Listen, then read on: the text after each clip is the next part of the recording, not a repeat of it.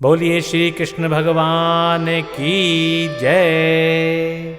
बोलिए श्री कृष्ण भगवान की जय। भक्तों, हम आपको सुना रहे हैं श्री कृष्ण चरित्रम। तो भक्तों, आइए आरंभ करते हैं श्री कृष्ण चरित्रम का दूसरा अध्याय। भक्तों, दूसरे अध्याय में जो कथाएं हम आपको सुनाने जा रहे हैं वो हैं श्री विष्णु जी का देवकी जी के गर्भ में आना तथा देवों का स्तुति करना। तो आइए आरंभ करते हैं। स्नेह से बोलिए, श्री कृष्णं शरणं मम, श्री कृष्णं शरणं मम, श्री कृष्णं शरणं मम, श्री कृष्णं शरणं मम। बोले श्री कृष्ण भगवान की जय। जन रंजन सज्जन सुखद, भंजन धरणी भार, प्रगटे अखिल भुवनपति, कृष्ण रूप अवतार।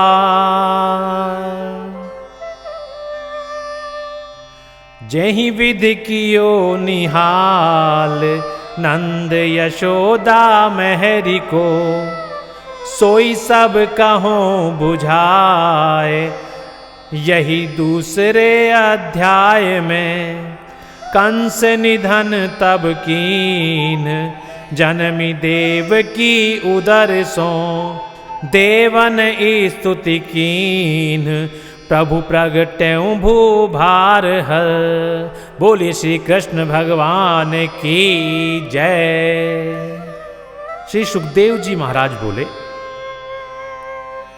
हे राजन परीक्षित, इस प्रकार जब वह महाबली कंस, प्रलंब, बक, चाणूर, तृणावर्त, अघासुर, मुष्टिक, अरिष्ट, द्विविद, पूतना, केशी और धेनुका आदि दैत्यों तथा नरकासुर और बाणासुर आदि दैत्य राजों की सहायता पाकर समस्त यदुवंशियों को सताने लगा, तो उसके द्वारा अपार कष्ट झेलते झेलते यादवों का हृदय विदीर्ण हो गया और सब अपनी अपनी पहुंच के अनुसार, कोई कुरुंजांगल देश में, कोई पांचाल की ओर, कोई निषद देश में और कौशल आदि देशों में जा बसे।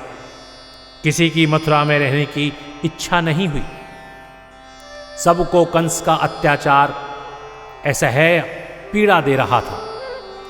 जब कंस ने देवकी के 6 पुत्रों को मार डाला, तब विष्णु जी का तेज देवकी के 7वें गर्भ में आकर प्रवेश किया, अर्थात भगवान श्री हरि स्वयं देवकी के गर्भ में आए।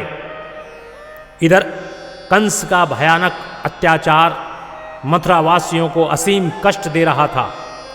उसके कठोर दंड का भय और कष्ट लोगों को कंपित कर रहा था। यह भगवान से देखा ना गया।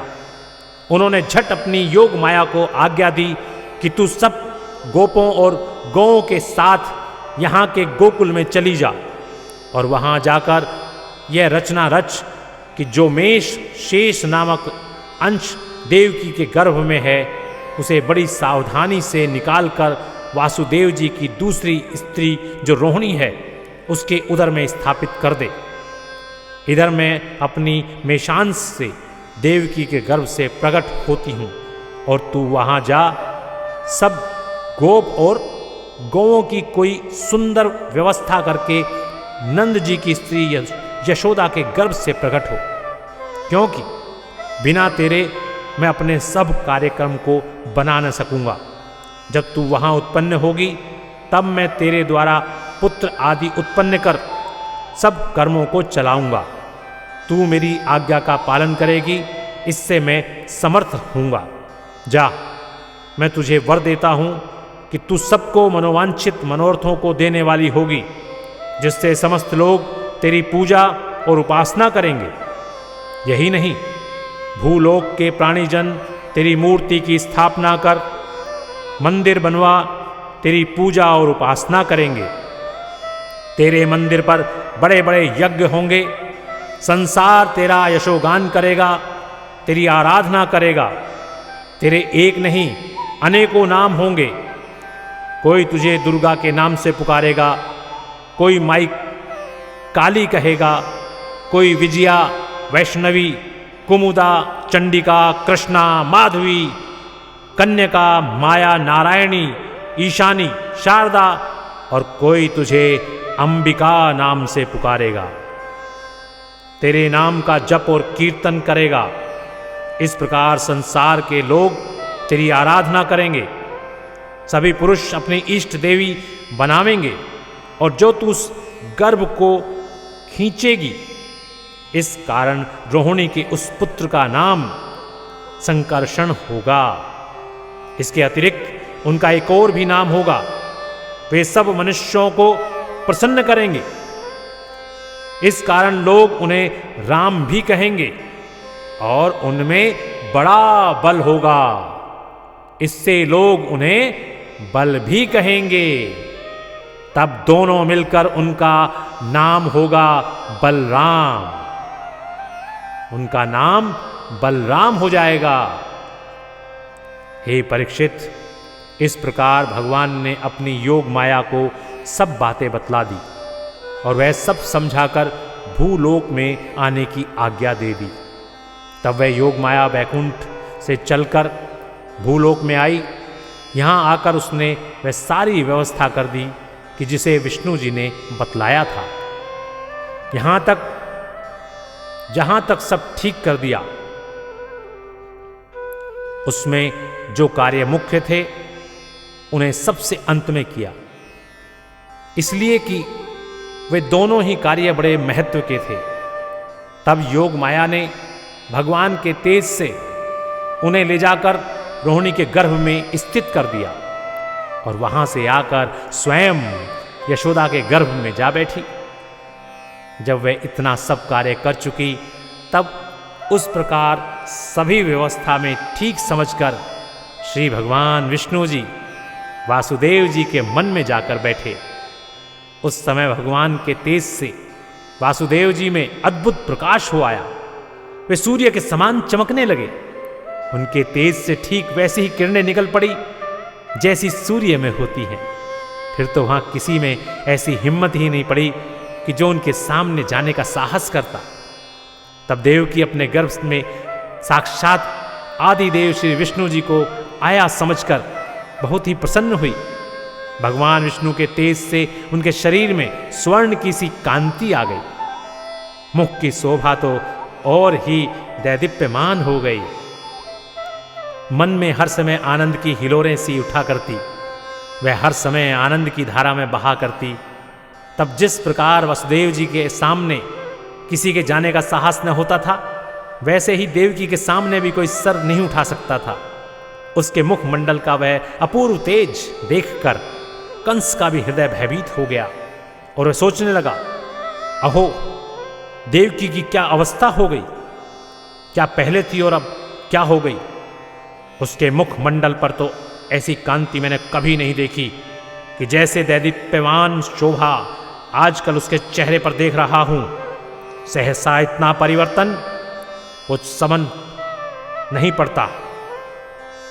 इससे यह बात अवश्य माननीय हो गई कि मुझ गज मस्तक को पिछाड़ने वाले के हरि रूप हरि भगवान देवकी के कोख रूपी गुहा में आ बैठे हैं।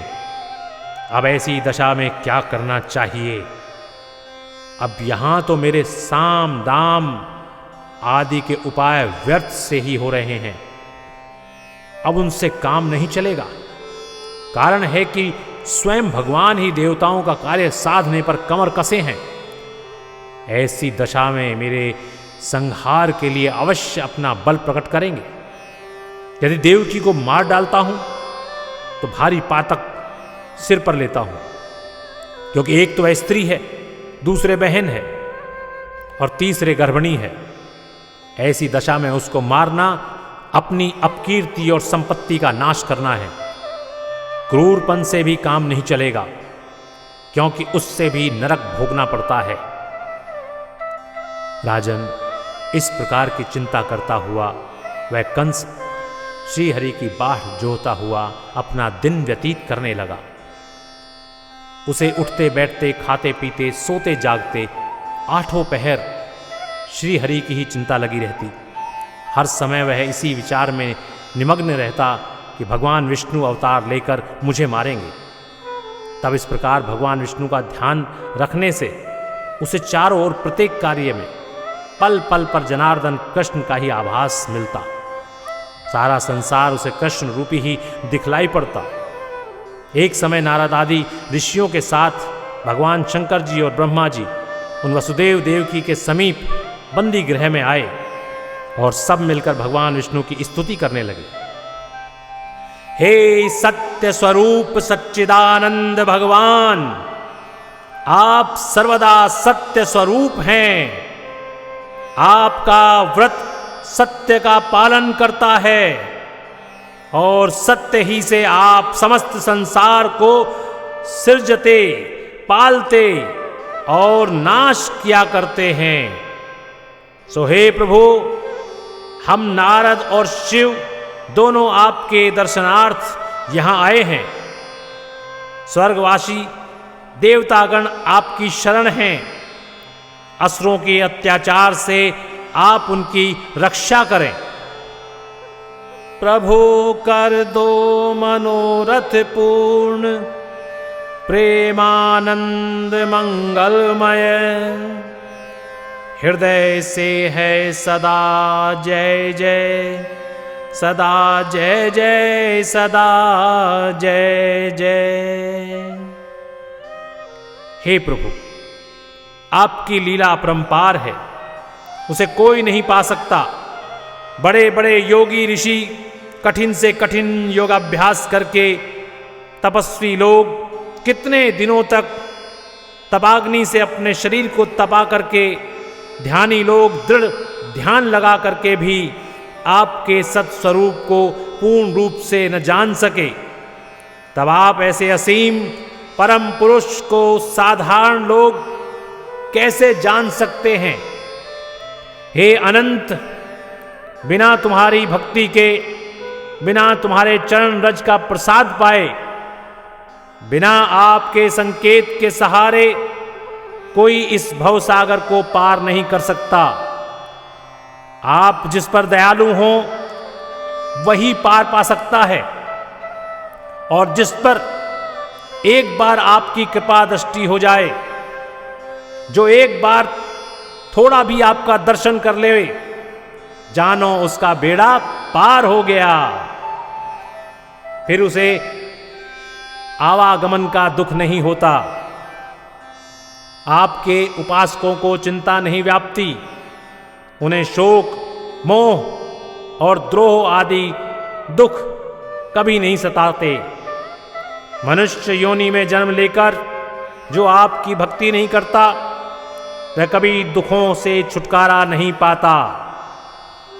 आपसे बढ़कर दयालु कोई नहीं है, क्योंकि जब जब आपके भक्तों पर भीड़ पड़ती है, तब तब आप अजन्मा होकर भी उनका दुख दूर करने के लिए जन्म धारण करते हैं। यद्यपि आप सर्वव्यापी हैं, तथापि अपने भक्तों के लिए एक देशी अवतार लेते हैं। आप में अद्भुत सामर्थ्य है। आप चाहें तो तिल का पहाड़ कर दें और पहाड़ को तिल भर का बना दें। आपके समान संसार में क्या, तीनों लोकों में भी कोई नहीं है। आप ही सबके आधार हैं।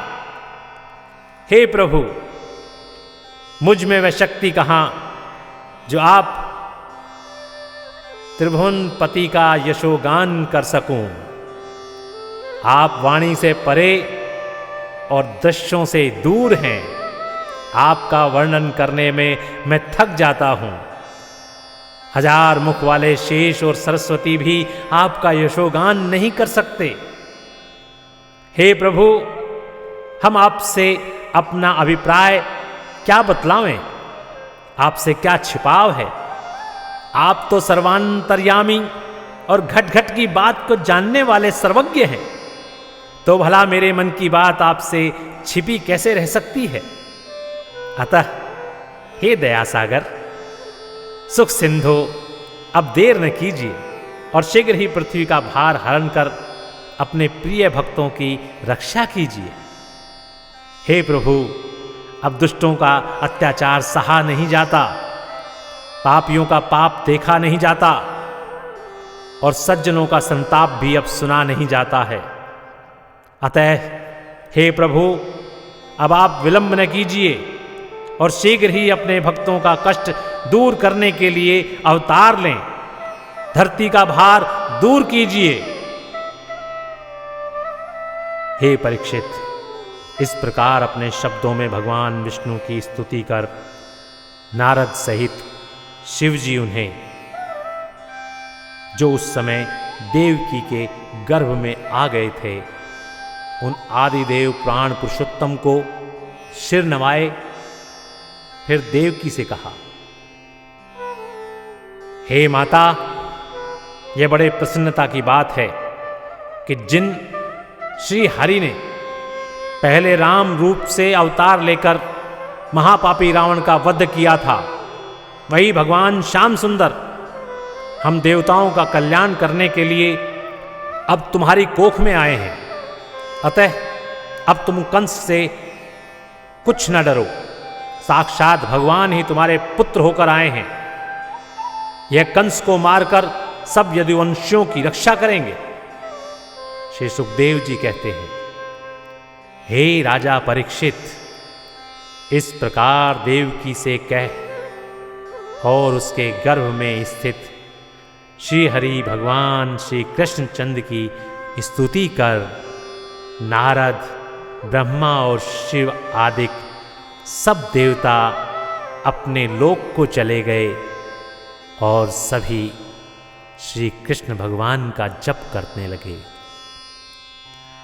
श्री कृष्णं शरणं मम, श्री कृष्णं शरणं मम, श्री कृष्णं शरणं मम, श्री कृष्णं शरणं मम।